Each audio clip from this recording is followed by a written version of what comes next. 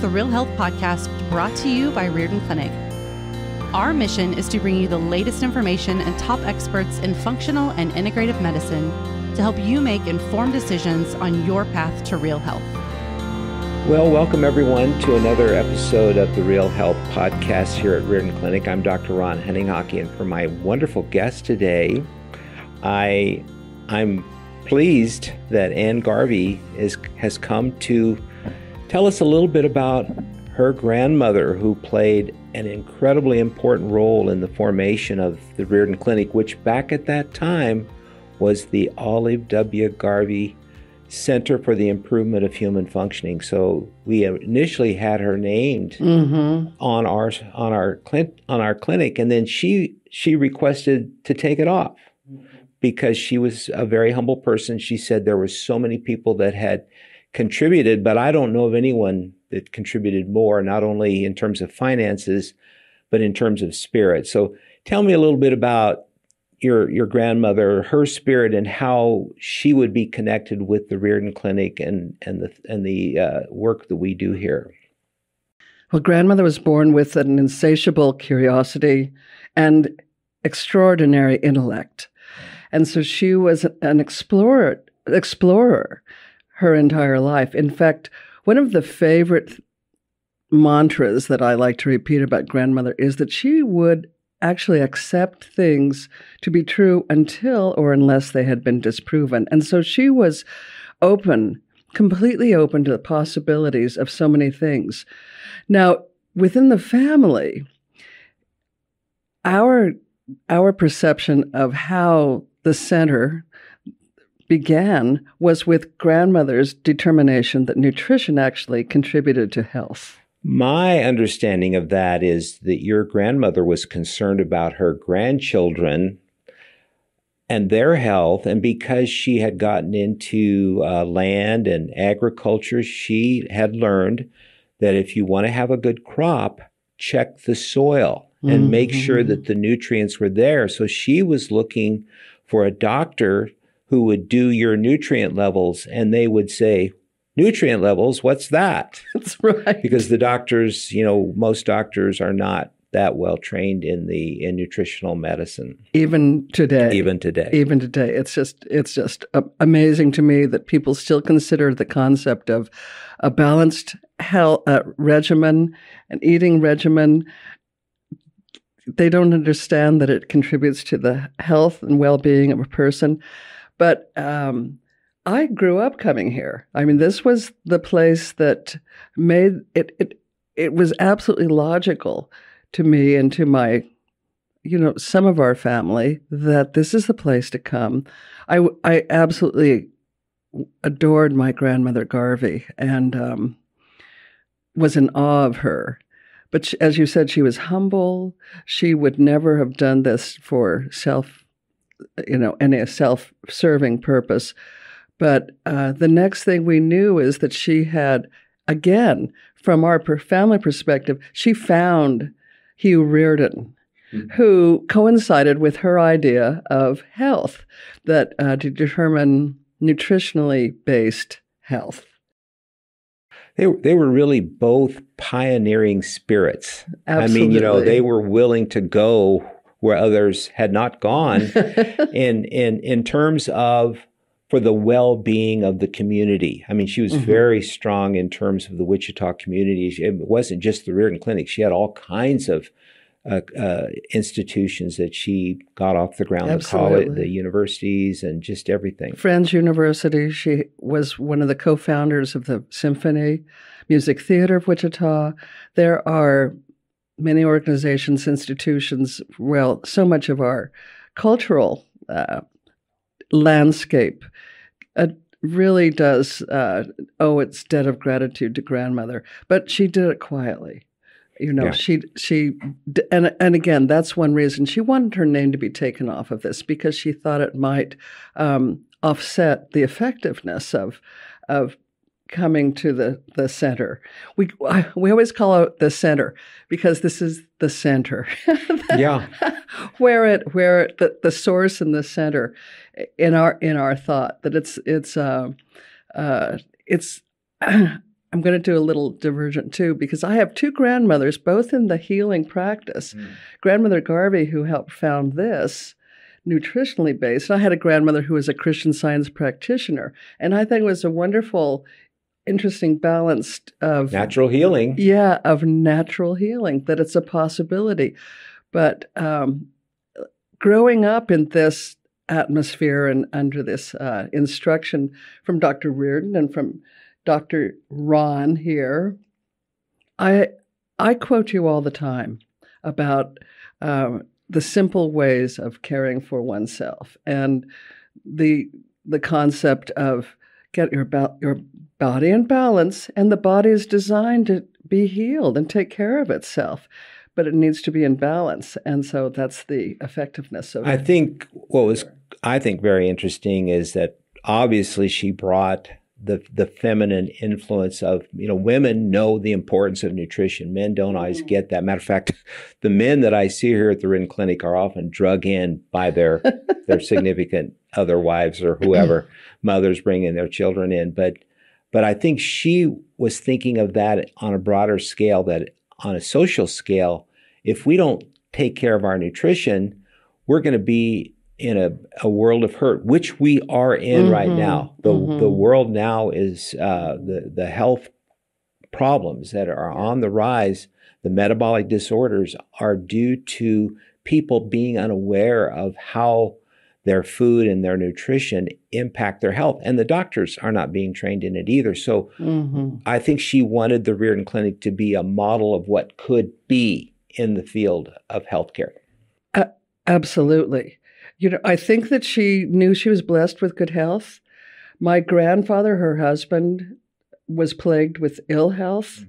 And I think that she sought ways to help him while he was with us.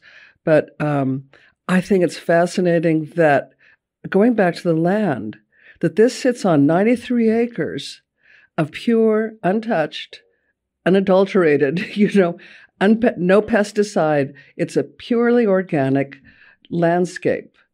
And that's so imperative because it creates that foundation of health and healing, that you have that wonderful pure land around this center. Well, even the Japanese, they call it forest bathing, yes, where they get into the forest and nature, and it helps you feel better. It helps holistically bring you up. And so I think she had that holistic perspective, but yet she was very well grounded in science and in helping to fund the first laboratory.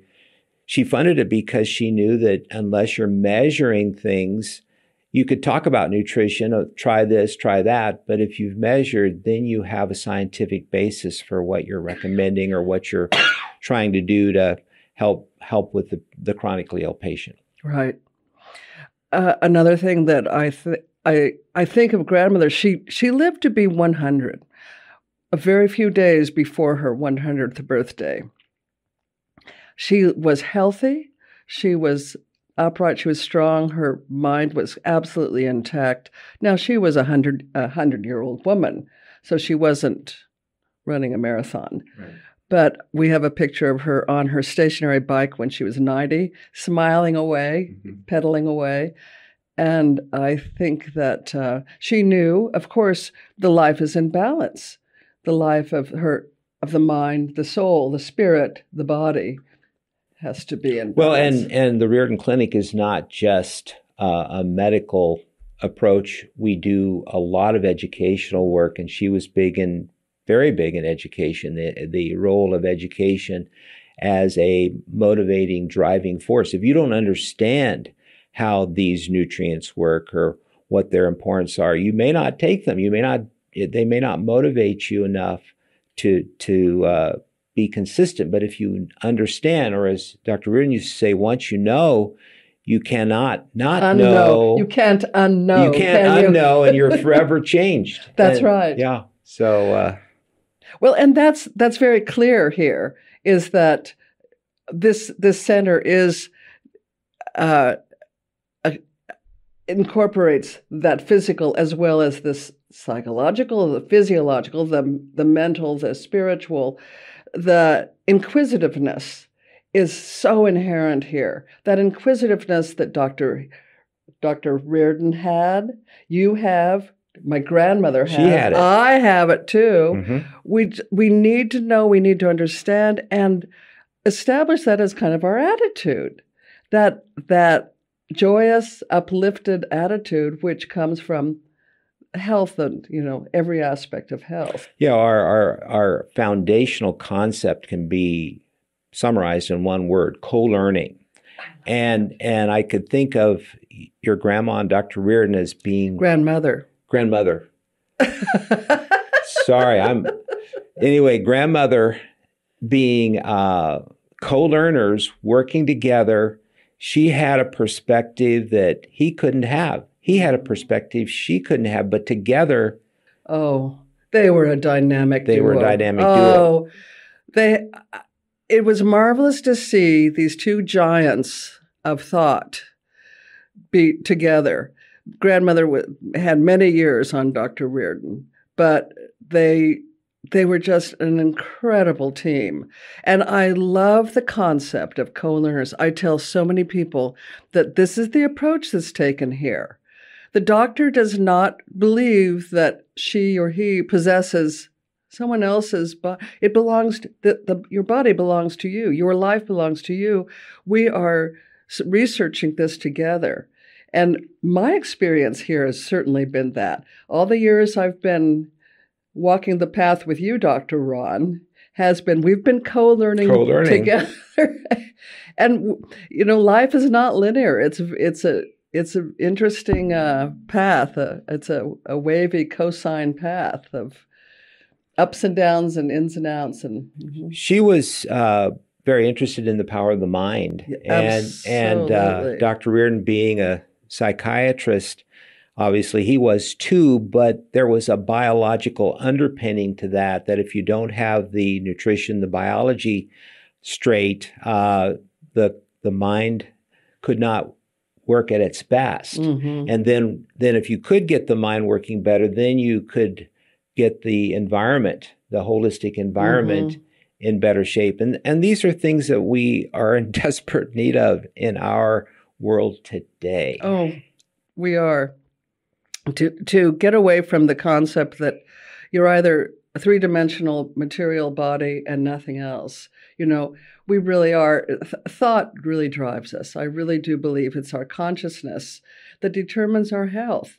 And that's another thing that you see that's so prevalent here. It's your consciousness. And so to get to the place where we have that uplifted, joyous consciousness, it is imperative to have good physical health.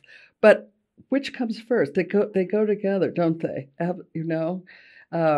I personally believe that it begins with thought, and the road to health takes us through the nutritional pathway too.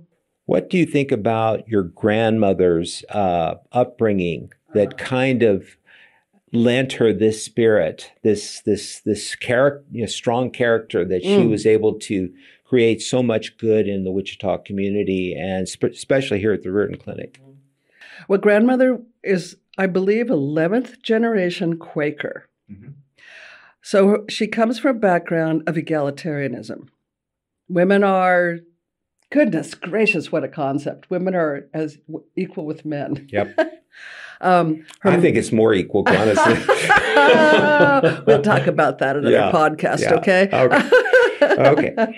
But grandmother came from this marvelous family, very educated. I'm not sure, I think her mother even had a college degree in the mid-19th century, which is extraordinary.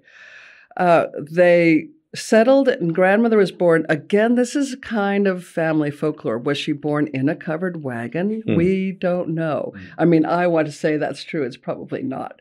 In the area of what is now Arkansas City, on the Native American Reserve. She grew up being familiar, and again, this Quaker attitude of acceptance She had great friends who were Native American. Black Bear Boson was a great friend of hers. And again, these two lofty characters were just wonderful to see. Grandmother went to college, and that's where she met my grandfather. She then taught school, and they settled in Colby, Kansas. And in 1927, she decided that Colby just didn't offer the cultural opportunities that she needed and wanted, and so they moved to Wichita in 1927. They lived in the College Hill area. And then my grandfather, who was something else, he was building this quite remarkable empire. Grandmother wrote plays, and she was sort of the civic woman. And then when she was 65 years old, my grandfather was killed in a car accident. He was completely shocking to everyone. And so at the age of 65, grandmother took on this enormous business empire and handled it with aplomb. She, of course, found, as she had her whole life, she found people to support and be the ones to carry on the work that she knew needed to be done. And so she found great advisors and business partners. And she carried on for 35 more years. That was what I consider her most dynamic period in her life, was from 65 to 100. Wow. That's when she accomplished what we know of her publicly, because that's what we see in our city landscape. I know that she gave $100 million to the city, you know. Yeah. But again, quietly, without fanfare, just that's what is. And again, it's that Quaker attitude that this is the thing. We are here to serve a better purpose. We are here to make our world better. We are here to do good. That just runs through our family DNA. Well, I also, the strong female ethic. I grew up with 8 aunts. Woohoo! So I grew win. up in I guess a female dominated family culture, but strong women, and yet women who were concerned about the whole family, not just. I mean, we guys can sometimes get a little bit narrow-minded in our thinking, and so having the holistic foundation, I think that's what your grandmother provided to this team between her and Dr. Riordan. But then Dr. Riordan had a focus in terms of taking that vision and actually implementing it and creating the reality of functional medicine. He was a pioneer in functional medicine, and now functional medicine is very well accepted, becoming more accepted all the time. And now we're moving into integrative medicine, where more and more doctors are realizing that the lifestyle, the nutrition, the sleep, the relation, all the various things that, in medicine, most doctors just make the diagnosis and here's your medicine, but we're realizing the whole person needs to be addressed in order to get the really good results in terms of better health and well-being. Well, women who are the only birth givers have a different approach. I mean, of course, they have a different perspective. They are the survivors. They're the ones who have to be resilient. You guys go off and have fun, do your war games or whatever it is, and the women are left behind or have to pick. They are required to carry on under all circumstances, and so women have developed that kind of what do we call it? Survival, adaptivity. I was going to call resilience and adaptivity. And so it is a different mindset, I think, somewhat. There's an interesting anatomical difference between men and women. There's a lot of them, actually. But in the brain, there's a big channel between the left and right hemisphere called the corpus callosum. And women have a bigger corpus callosum than men, which means that their right brain and their left brain communicate better. And a lot of men, we get into left-brained thought, but we need that right brain. And so I think, well, we need each other. Right. It's both sides of the hemisphere needs each other. So, I like men. Yeah, and I like women. And so, but I think this is where it's this story of how this unique place, the Riordan Clinic, all the domes and the pyramid, and everyone says, what in the world? Well, it's actually got a very solid foundation, namely, what is it that contributes to better health? Well, you've got to think in nutrition. Yes. You just can't ignore nutrition. That's right. And then from there, you can start looking at the family, our relationships. Do we get enough sleep? These are basic things that have been overlooked. And now everyone's trying to say, okay, what is the best lifestyle to help us overcome these horrible chronic illnesses that we're dealing with in our time. And so the Riordan Clinic addresses that. We look for those answers on a one-on-one basis. And the foundation of that came from its two founders. Right, absolutely. You described a woman, the corpus callosum. You told me that not long ago, and I was just delighted to learn it. Of course, I couldn't remember the term, but I bragged about it for a while.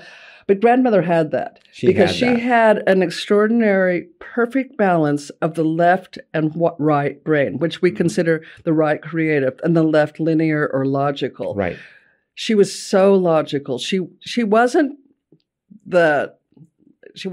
effervescent. She had the most. It was the most infectious giggle in the world. She was delightful, but she was very clear, very focused, and very determined. But how in the world did she come up with some of the things that she came up with without that open, creative side to her? And the determination to search. And again, my memory is that she found Dr. Riordan, and they carried on together from then on. But it was a perfect partnership as far as I know. Now, I won't say anything more. Especially if you go back, that was in the mid-70s. Or even early, even a little earlier than that. But nevertheless, things were a little bit, more conservative, let's just say. And now, okay, we've entered into a more creative era, and people are waking up to what they saw and created in this facility. But I think that spirit of willingness to forge ahead and create a new institution that addresses the needs of the time, that takes men and women and left and right brain thinking together, working together. And in our culture now, we need that because we see politically everything's being split up so bad that people need to get together and find the common ground.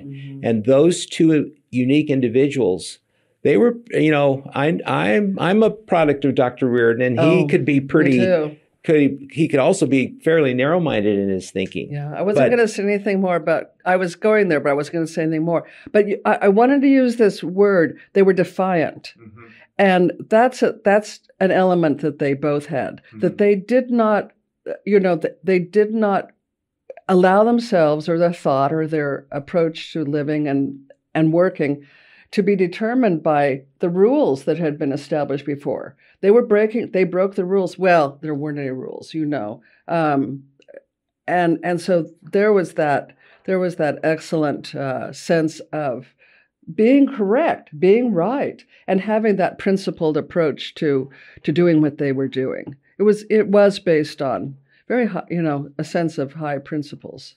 They were pioneers. Absolutely. Yes. And they had to have faith in their own ability to accomplish this, to have the resources. And actually, she provided a tremendous amount of financial resource, but more importantly, this you can do this. You can do this. And she did give Dr. Riordan permission. She's the one who provided that. And I don't know where he would be without my grandmother back, behind him. But I do want it to be known, and I was a little hurt that she had the name taken off, because I thought she needed to be given credit. And so often women do not take credit for themselves. They just push it aside. And I think that we want to give her the credit for being, shall we call it, a co-founder? But without her, this place would not exist. Would not exist. Mm-hmm. And so we're having you on our program today for that very reason. This Saturday would have been her 130th birthday. So we're here having a birthday party in honor of your grandmother, who, without her, the Riordan Clinic could not be. And so on behalf of Dr. Riordan and we males, I'm going to thank you and Garvey for you're the representation of your grandmother, that we have this wonderful facility, this incredible place, based upon two incredible individuals that we are happy to say we knew them, we loved them. And I think about the launching when it began. The balloons. Oh, the balloons. Oh. Yeah. I mean, the possibilities were just, and the possibilities are endless. And that's what we want to preserve here, is the possibility. That spirit. We want to keep that spirit going because we need it now. We do. As much as ever. Yep. So, and Garvey, thank you so much for being on. Thank you so much, Dr. Our Riordan podcast. So anytime. Thanks a lot. Mm-hmm. Thank you for listening to the Real Health Podcast. If you enjoyed this episode, be sure to subscribe and leave us a review. You can also find all of the episodes and show notes over at realhealthpodcast.org. Also, be sure to visit riordanclinic.org, where you will find hundreds of videos and articles to help you create your own version of real health.